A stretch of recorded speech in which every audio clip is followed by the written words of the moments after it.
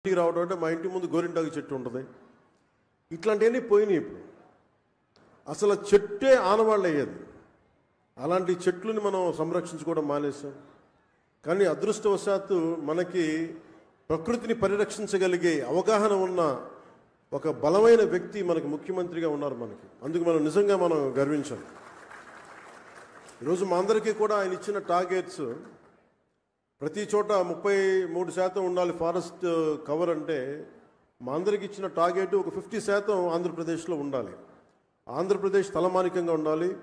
ఈ పర్యావరణానికి సంబంధించి కానీ, అటవీ సంరక్షణకు కానీ, నగర వనాలకు కానీ, చెట్లు విరివిగా పెంచడానికి కానీ వాటిని స్ఫూర్తిగా తీసుకొని వచ్చేసారి మనస్ఫూర్తిగా కలుస్తాం తెలియజేసుకుంటూ మీ అందరికీ మనస్ఫూర్తిగా ఈరోజు గౌరవ ముఖ్యమంత్రి గారు ఏం చెప్తారనేది మీతో పాటు నేను కూడా వినటానికి సంసిద్ధంగా ఉన్నాను.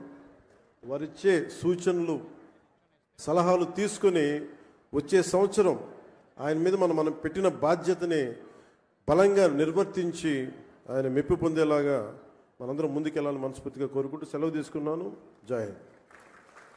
ధన్యవాదాలండి. ఇప్పుడు మన మధ్య ఒక రాజనీతిజ్ఞులు ఉన్నారు. రాజకీయవేత్త నెక్స్ట్ ఎలక్షన్ గురించి మాట్లాడతారు. రాజనీతిజ్ఞులు నెక్స్ట్ జనరేషన్ గురించి.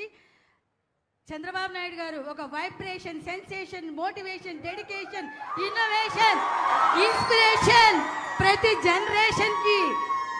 మాది కుప్పం, మాట తప్పం, గొప్పలు చెప్పం, నారా హమారా అంటున్నారు ప్రజలు. వారిని ప్రసంగించవలసిందిగా కోరుకుంటున్నాను.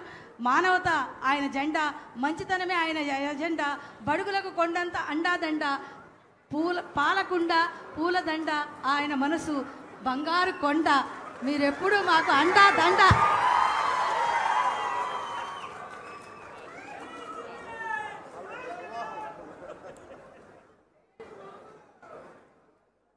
ఉప ముఖ్యమంత్రి